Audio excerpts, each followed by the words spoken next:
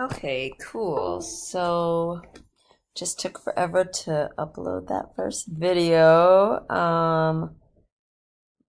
But I think we should be good to start again. Okay, so the last thing we talked about was Le Chatelier's principle, and how we can use that in combination with a solubility equilibrium problem. We normally wouldn't have a Le Chatelier question about heat since they normally wouldn't give us the exothermic or endothermic information that we need. So far we know how to write the equation, we know how to write the KSP, we know how to do two types of ice problems, we know how to do a common ion problem. The next type of problem is the one that we've talked about more recently called will it precipitate?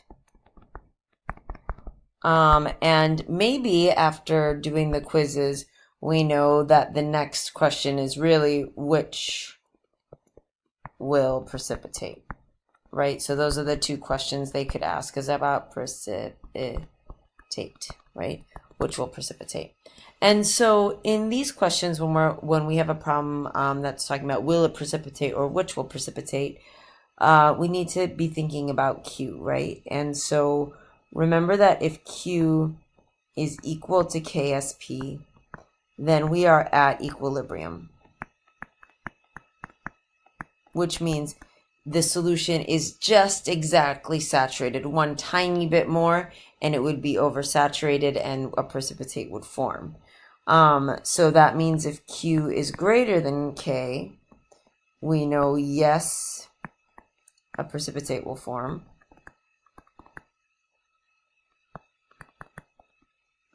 And if Q is less than K, then we know no, precipitate will form. Now remember, like these rules, sorry that you can barely read what I'm writing here. These rules are going to be super useful in the sense that if it's asking will a precipitate form, take a 50-50 shot and say yes or no, even if you aren't able to make that calculation. Although after we go over this, I think we all will be able to make the calculation. Okay, so let's try that. Oh, sorry that I'm yawning. Okay, so will a precipitate form? Let's take a look at a question for that. So I'm looking at an example that I'm getting from page 760. So they tell me that they're mixing 0.1 liter of 8 times 10 to the negative third molar lead nitrate. And they're adding 0.4 liters of 5 times 10 to the negative third molar sodium sulfate. Oops, didn't need those parentheses, but I'll leave them anyway. And the question is, will a precipitate form? Okay, so I know this is going to be about Q. But this is all the information they gave me. So they didn't even say which precipitate I'm looking for, right? So I need to use some of my knowledge about solubility rules and so forth to see what I can figure out here. So I take a look. I've got lead nitrate, right? PbNO3 2. And I know already from my experience with these problems over the last couple of days, but also from my solubility rules, I know that most nitrates are soluble. So the part of the PbNO3 that I'm going to care about is going to be the Pb2 plus, right? Because most nitrates are soluble, so that's going to be a spectator. Now, sodium sulfate is a different story because it's not the sulfate that's going to be the spectator. It's going to be the sodium that's a spectator. Again, sodium and nitrate keep coming up in these problems as spectators. How do I know from my solubility rules? Because all alkali metals, which are the first group on the periodic table, are soluble. So that means it's going to be the sulfate that I'm going to care about here. Sulfates 2-, right? So really this means because I know how to name, we're talking about PbSO4. Okay, so if I scroll up here, I know that the situation I'm looking at is PbSO4 solid going to Pb2 plus and SO4 2 minus, right? Aqueous. Now, you know me, I would immediately go to ice this, except that I already know I'm just looking at Q and K. And so I know that the Q is going to be concentration of lead times concentration of sulfate. Everything's in a 1-to-1 ratio here, so I don't need any exponents. Okay, so getting the concentration is actually something that we need to look carefully at because it showed up in both of our solubility quizzes. So hopefully we've got a sense of how to do that now. But remember that in this situation, what we are actually doing is combining 0.1 liter of the lead nitrate with the 0.5 liter of the sodium sulfate. So this means total I have 0.5 liters, the 0.1 plus the 0.4. And so I can't just plug in 8 times 10 to the negative third for my Pb2 plus concentration down here.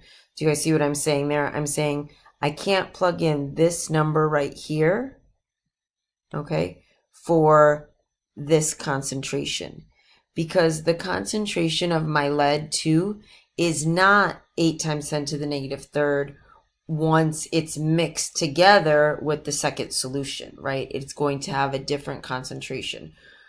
Same thing for the sulfate. My concentration of my sulfate, once I mix my solutions, will not be 5 times 10 to the negative third because it will have been mixed with this extra 0.1 liter of some other solution. So I have to go ahead and make those calculations. So I'm going to go ahead and say 0.1 liter. I don't need to change this into, like, I guess what I'm trying to say is in our quiz problems, they gave us milliliters. And so I then had to change it to liters to keep going. But here I'm already in liters. And let's see, it was 8 times 10 to the negative third moles per liter. That was the molarity provided. This is PbNO32.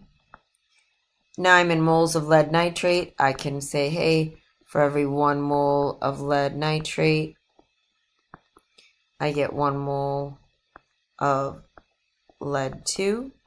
And I can solve for my moles of lead. It was 8 times 10 to the negative fourth. Please note, I'm being super lazy with my sig figs. We should do that better. It's just because I'm getting frustrated writing on this tablet. But please know we should be more cautious with our sig figs here. So 8 times 10 to the negative fourth, and then I'm going to divide that by my 0.5 liters. Remember, where am I getting the 0.5 liters? Remember that I've got the 0.1 plus the 0.4 here. Okay, so I divide by the 0.5 liters, and that gives me a 1.6 times 10 to the negative third molar for the Pb2 plus. Okay, I can do this again for my sulfate now. So 0.4 liters times, it was 5 times 10 to the negative third moles per liter. This was talking about sodium sulfate. Okay, for every 1 mole of sodium sulfate, I get 1 mole of SO4 2 minus. Comes out to 2.0 times 10 to the negative third moles over the 0.5 liters. Again, that's the additive volume. Very often in these problems, you'll see that it'll say something like, assume volumes are additive. It just means you're allowed to add up the volumes. But don't worry, we're never not allowed to add up the volumes in our class. So I would never worry about that. Just don't let that assume volumes are additive confuse you. So when I calculate this, I get 4.0 times 10 to the negative third molar. So now I need to go ahead and say Q is equal to concentration of Pb, which is 1.6. Ooh, it's not showing up, shoot. 1.6 times 10 to the negative third times the concentration of SO4. And my Q turned out to be 6.4 times 10 to the negative sixth. Now, in our book, because this is a book problem, they assumed we use the appendix to look up the KSP. An AP problem would have to give you a KSP for the lead sulfate, but remember that our book has an appendix of all the KSPs that we could need. So it turns out the KSP isn't written here. Let me see. Oh, 6.3 times 10 to the negative 7th. 6.3 times 10 to the negative 7th is my KSP. So, turns out Q greater than KSP. So, yes, precipitate forms. Okay. These problems aren't super easy, not because it's difficult to understand, but it requires quite a bit of work, right? And so a lot of like little mistakes can happen, or there's a lot of confusion with the exponents. Sometimes there's confusion about whether negative 6 is the bigger number or negative 7 is the bigger number. So just make sure you clarify that if you have any questions. Okay, cool. So I think what I'd like you guys to do now is I would like you to do a problem. So let me pause 1 second and find one for you. Okay, so I just checked it out. The problem I'd like you all to try right now is chapter 17, question number 69, but only part B. So part A has to do with acids and bases, which we'll do next unit, but why don't you go ahead and do part B right now. So I'm going to go ahead and stop this video because I'm almost out of time anyway, and then I'll show you how to do it in the next one. But go ahead and like stop, take some time to do the problem before you start the next video. Okay, cool.